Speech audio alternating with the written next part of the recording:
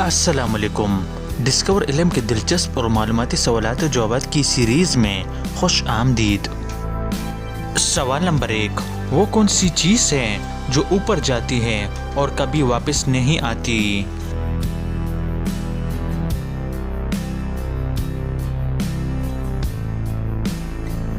सही जवाब है आपकी उम्र।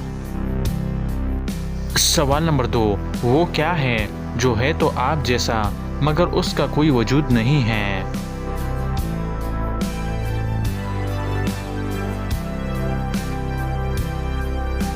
सही जवाब है शीशा। सवाल नंबर 3, ऐसा कौन सा सवाल है जो सारा दिन पूछा जा सकता है और जिसका जवाब हर एक मुख्तलिफ बताएगा?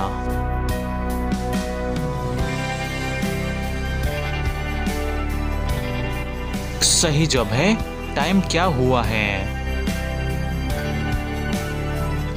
सवाल नंबर 4, वो कौन सी चीज है जिसे आप जितना खा लें आपका पेट नहीं भरता?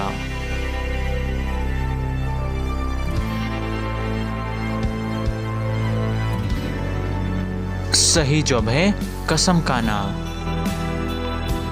सवाल नंबर 5, वो कौन सी चीज है जो औरत के आगे और गाय के पीछे होती है?